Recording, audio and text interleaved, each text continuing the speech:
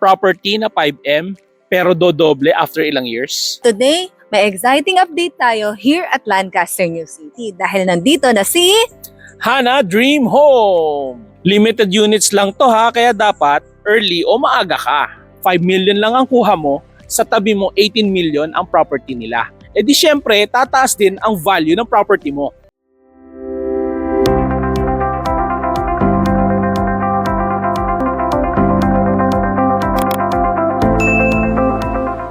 Hello fellow investors, this is Jazz And this is Jack. and we are the Millennial Property Investor. And welcome back to our... YouTube channel. And today, may exciting update tayo here at Lancaster, New City dahil nandito na si... Hana Dream Home! Limited units lang to ha, kaya dapat early o maaga ka. Alam mo ba na ang gagawing Hana Dream Home ay sa tapat mismo ng River Park? Currently, ang price ng Hana is 5 million. Pero alam mo ba, yung mga katabi niyang property sa River Park, nag-range ng 18 million pataas? Imagine mo, kung ikaw may property ng Hana, 5 million lang ang kuha mo, sa tabi mo 18 million ang property nila. E di syempre, tataas din ang value ng property mo. Here's the community of Lancaster, New City residential area. As you can see, the road is wide. And meron tayo dito mga bus stop. Nandito na tayo guys sa River Park area. Yan, makikita natin. Nomura Real Estate. Yan, federal land. A story of collaboration. So, dito tayo sa left side. Mag-start sa River Park. Dito rin po ilalagay yung ating Hana sa SS14. This is the Somerset Avenue. And ito guys, start yan, lahat yan ay River Park. Yan, makikita natin may residential, may community at River Park na nakalagay. Riverside and Parkside kasi magkakaroon ng parang garden na sa Nuvali. May man-made lagoon. Yan, nagagawin dyan.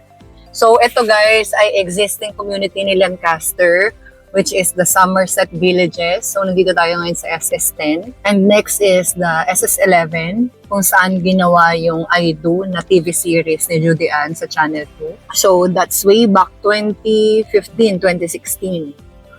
Yan. Kung hindi, 2014. Ayan. So, ito guys, pinatag na yung area nila dito. So, ito guys yung SS11. So, baka magtaka kayo guys, bakit si River Park ay nasa loob ni Lancaster? Kasi po, dati sila ay partners. So, may mga reasons kung bakit naghiwalay sila sa GT Capital, pero for the better naman. Ayan. Kaya nagkaroon ng River Park here at Lancaster, New City. So ito guys, yung River Park residential area natin guys. So ang price ng property natin dyan guys is ranging from 16 to 18 million and up. Yan. So ito lahat guys ay kay River Park na i-developan nila.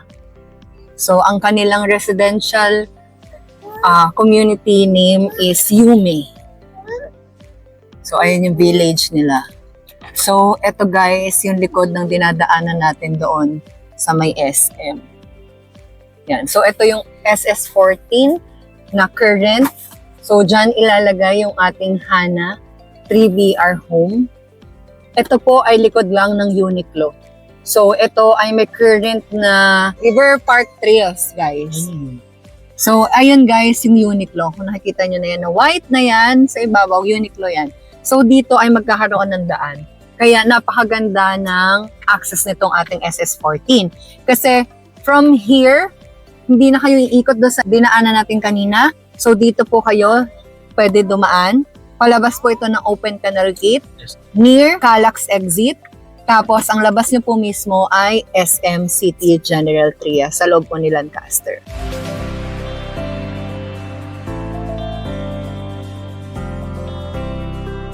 So dito guys, sa SS14 ay meron ng bus stop. So may bus na umiikot dito from the transportation hub natin doon sa Zone 1. So ito guys, may daan na ginagawa papuntang Imo City Hall. Wow! Ito naman guys ay connected doon sa SM Gentry. Yan. So magkakaroon ng business area dito, mga offices. So ayun yung pool nila. Ayan. So itong Yume guys ay Japan-inspired na residential community dito sa River Park. Dahil si Hana natin guys ay Japanese-inspired din, kaya yun yung inalign din dito. Kaya nagkaroon ng Hana Pool na mas mababa ang price kesa dito sa nakapaligid sa ating residential area ni River Park. So, ayan yung Yume guys. So, ito guys, yung nakikita nyo, lahat yan ay River Park.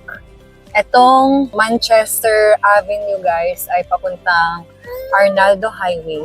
Pero dito tayo magre-left side sa papuntang Open Canal, yung ating location ng SM General Trias.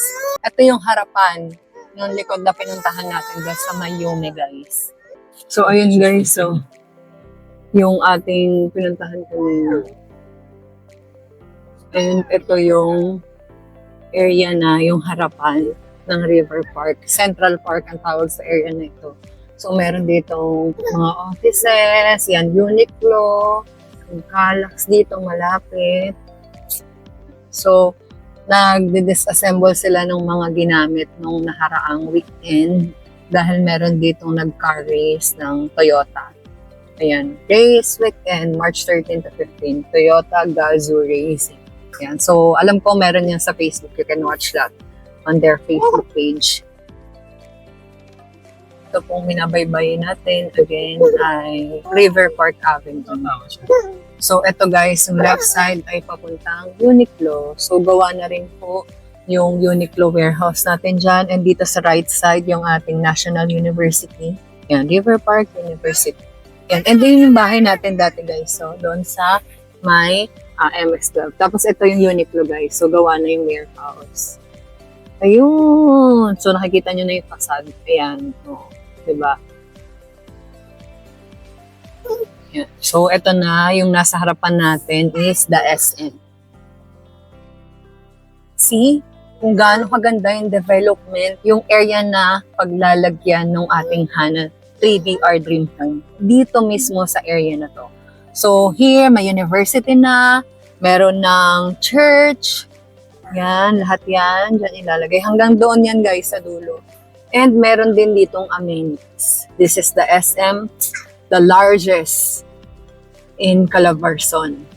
And ito yung commercial area ni River Park by Federal Land. And ang price ng commercial area natin dito guys ay nasa 70 to 80 million.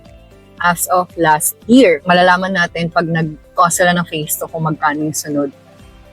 Nandito na tayo sa Open Canal Gate. Wherein, near here is the Calax exit. So, nandun po yung ating Red Fern. May daanan din po tayo doon sa after ng Manchester. So, ito guys ay Toyota showroom na ginagawa and service center. Ito guys ay Open Canal Road or tinatawag nating Daang Hari Extension. Kasi pag diniretso nyo to guys ay Aguinaldo Highway and Alabang. So dito may hospital na rin near us and meron na rin ditong Calax aabot ng tingin natin dito yung Calax Expressway. Ito guys. May gas station na rin dito. So, ito, makikita na natin yung Imus na arc. Pero hanggang dun, guys, ay River Park yan. Ito, guys, yung part ng likod or harap ng Lancaster New City River Park. So, ito yung Imus City Hall. Ito yung kalsada na ginagawa dun, guys, sa River Park kanina. Yan. So dito guys, meron ng McDonald's, mga coffee shop, hospital, City of Imus Grandstand, public high school. For only 25,000 pesos, kaya nyo na pong mag-reserve ng ating Hana 3DR home sa Lancaster New City. Our Hana quadruplex house model. Hana has 80 square meters lot area and 54 square meters floor area. So ang ating pong lot is starting from here, dito po, hanggang dito. So makikita nyo po, we have so much ample space na pwede nyo pong gamitin para po sa inyong garahe. So if ever po, hanggang dito po yung lot natin. Sa gilid po, you have excess lot wherein pwede po kayong gumawa ng garden or landscape. You can also have your balcony here. Pwede po kayong magpatayo ng balcony. You can extend also yung inyong interior, yung loob. So para lumaki po ang inyong floor area. Tara po, pasok tayo. So typically po ang Hana is parang single house po siya na meron po kayong katabi. Ang kagandahan po dito, 2-story po siya, up and down, all concrete na po. So bato yung atin pong second floor, kaya safe po kayo. As delivered unit, ibig sabihin po, ito po yung property, itsura ng property na i-deliver namin sa inyo upon delivery of unit sa inyo after po the down payment. Tara po, pasok tayo. Pagpasok po natin, there's so much space for your living area. Yan, malaki po ang inyong living area. Kung mapapansin niyo po, lahat ng ating windows, so very, very modern na po ang design. We also have sliding door po dito. Access to your excess lot sa gilid. So, if ever po, pwede nyo pong gawin itong parking lot, covered parking lot, pwede po. Tara po, silipin natin. So here, kasya po kahit isang SUV dito na sasakyan. And ang kagandahan pa po kay Hana, meron siyang space sa likod, which is tinatawag nating service area or laundry area. If ever po, pwede nyo po itong gawing dirty kitchen as well. So at the right side of your house naman po, Hana house model, dito po, you can put also your dining table or dining area. Pwede nyo po itong gawin. Yung kainan together with your family, dito po. Then, Hana has 2 toilet and bath. Isa po sa baba and isa po sa taas. As you can see po, kumpleto na siya. May toilet bowl, faucet, lavatory, and with shower na rin po. And at my back, as you can see, this is our kitchen area. Yung ating pong kitchen top, kitchen sink, meron na pong tiles, meron na rin pong faucet. You also have extra space here and to the other side. Kung if ever po gusto nyong ilagay inyong ref, meron na rin po ditong saksakan.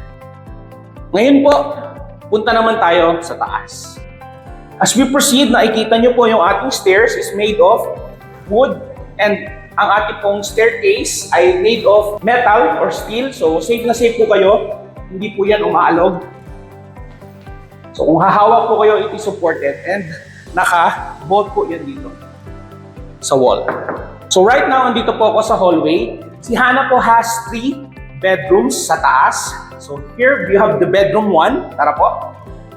So, bedroom 1, as you can see, it's also very, very spacious. Kasya po dito kahit hanggang queen-size bed. And also, kompleto na rin po. We have fixtures, socket, yung ating pong receptacle and switches. And kung mapapansin nyo po, meron na rin po tayong provision for window type aircon. Andiyan na rin po yung saksakan. Hindi nyo na po kailangan magpalinya kasi nandiyan na po siya. And beside your bedroom 1 po is our toilet and bath. Our toilet and bath is also complete na po. We have tiles, shower, lavatory, toilet bowl, and faucet. Now, dito naman po tayo sa bedroom 2. Same po with bedroom 1. Almost same size sila. Kasya po, queen size bed, double, single bed. And ito pong part po na bedroom na ito is nakaharap po sa front ng bahay. Same po, very modern na po yung kanyang mga windows. And at the same time, meron na rin po siyang provision for window type aircon. And last but definitely not the least, the favorite part of our home, most of us, is the master's bedroom or master bedroom. So ito po, makikita nyo, mas compare sa ibang mga bedrooms, mas malawak po ito. Mas maluwag po siya comparing doon sa dalawa pong bedroom na nauna. The same, meron din po siyang modern design na window.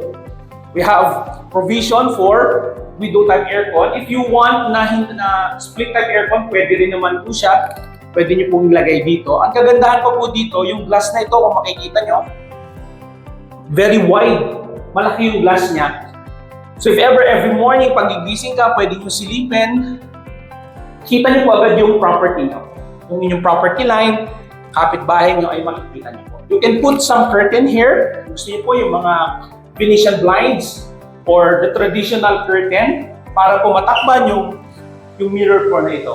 But just the same, ito po isa sa pinakamaganda nating design na nakita from our previous houses. Dito po tayo ngayon sa ating dress-up unit. Ipapakita ko po sa inyo ang kanyang mga features.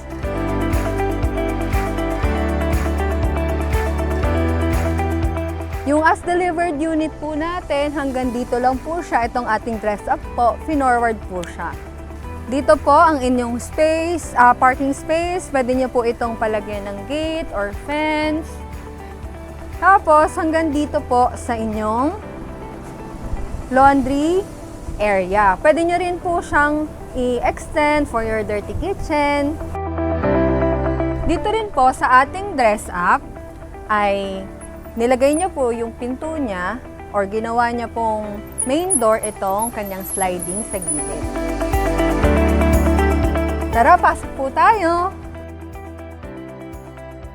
Ito po yung sample unit natin for dress up. Ibig sabihin po, binibigyan po tayo ng idea kung paano natin aayusin ang ating bahay. Kasya po dito yung L-shape na sofa or itong 2 to 3 seaters and another stool and a big center table. At dito naman po, pwede nyo ilagay ang inyong TV rack and a cabinet for extra storage. Punta naman po tayo dito sa ating dining area. As you can see, malaki po yung space natin. Kasya po ang malaking dining set. And kayo po ang magde-decide kung anong gusto nyong design. Maganda rin po ang ating wall accent na ginawa ng ating homeowner or itong sample ng ating dress up. Maganda rin po maglagay ng mga chandelier, yan, light fixtures, para makapag-add sa magandang ambience ng inyong bahay. And before we go upstairs, ito po, meron tayong 1 bathroom here sa first floor. Upon turnover, kumpleto na rin po siya ng fixtures. And here is our kitchen. Naglagay po ng overhead cabinets. And dito, inayos po siya. And pwede nyo pong ilagay ang inyong gas range dito. And ang inyong range hood. Pwede nyo rin po dito ilagay ang inyong ref. Dito naman po ang access natin papunta doon sa karugtong ng inyong parking, the laundry area, and the dirty kitchen. Ganito na rin po ang ating stairs upon turnover. Kung makikita nyo po, na-maximize din talaga natin yung ating space.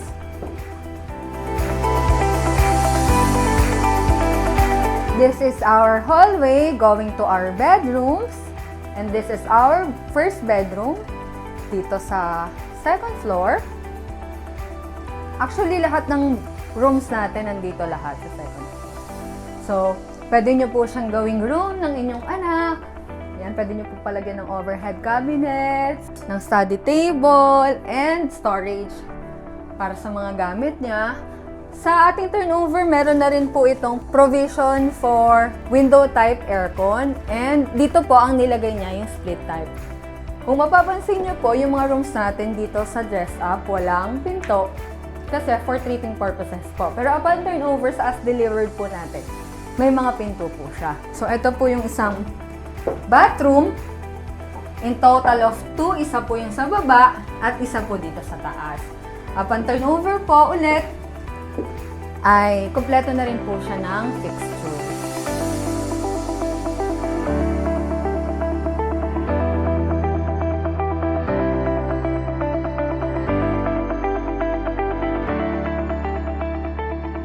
Ito po yung isang bedroom. Kung makikita nyo po sa ating as delivered unit, mas malaki ito compare sa ating as delivered. Bali, ang ginawa po dito ay expanded unit siya. So, ito yung ganito po yung hanggang dito po yung sa as delivered natin. Ito pong unit na to na expanded ay hanggang dito po siya. Hanggang dito po siya. Bali, binibigyan po tayo ng idea na pwede po natin i-extend ang ating house.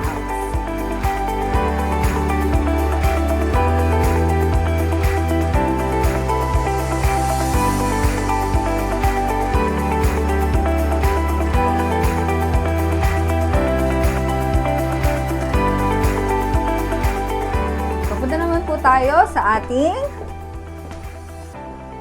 master's bedroom. Ayan, ganito rin po, pina-extend din po siya, kaya mapapansin nyo, mas malalaking gamit po yung nailagay natin. The closet, malaki din. So, from floor to ceiling, pwede nyo siyang gawin for storage nyo. Dito rin po, meron din tayong provision for window type aircon. Pero ang ginamit niya po dito ay split type aircon. Kasya rin po dito up to queen size and king size kasya rin po, kaya lang mas maluwag and mas komportable kung queen size yung maximum. Meron din po siya ditong TV rack na nilagay and mga paintings para maganda yung design. Meron din po sila ditong side table and malaking mirror. So, if you're looking for a 3-bedroom house, perfect po si Hana sa inyo. Kaya kung naghahanap po kayo ng property near the General Trias CBD or one of the General Trias CBDs here in Cavite, ito na po ang perfect na home, 3BR Hana, na pwede nyong i-avail sa mababang halaga compare doon sa mga nakapaligid na property sa kanya. Pero nasa prime location, near the areas na magaganda ang amenities and facilities, may existing community na, kaya wag nyo na pong patagalin pa ang pag-i-invest ng sarili nyong property, or gusto nyo po na mag-invest kung OFW po kayo, business owners na gusto mag-invest sa property na maganda ang location, near Cavite-Calax Expressway exit at sa mga bagong establishment na gawa dito. Ito na po ang perfect property for you. Thank you for watching, guys!